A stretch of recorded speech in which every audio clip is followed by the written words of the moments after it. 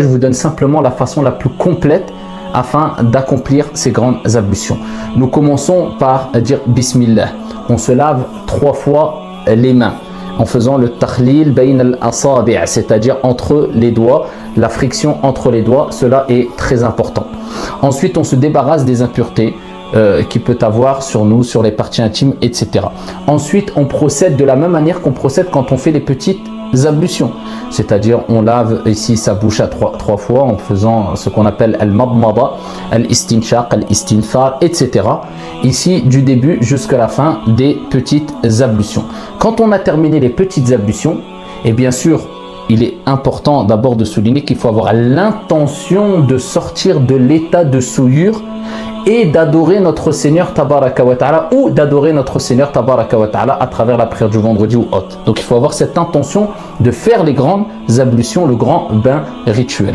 Donc on termine les petites ablutions. Quand les petites ablutions sont terminées, eh bien ici on doit verser à 3 reprises de l'eau sur la tête. Si aujourd'hui on a des jets d'eau, cela suffit. On prend le jet d'eau et on le met au-dessus de la tête et on doit obligatoirement frictionner les cheveux afin que l'eau pénètre jusqu'à l'épiderme, la peau. Et ça, c'est une condition impérative. Quand on l'a fait à 3 reprises, à ce moment-là, on laisse couler l'eau sur tout le corps. Et il est recommandé de commencer par la partie droite du corps, ensuite la partie gauche, en faisant ce qu'on appelle la delk. La delk, c'est la friction. C'est-à-dire qu'on doit accompagner le lavage, c'est-à-dire le fait que l'eau, ou plutôt le fait que l'eau se verse sur le corps, d'une friction. Et c'est ce qu'on appelle le lavage.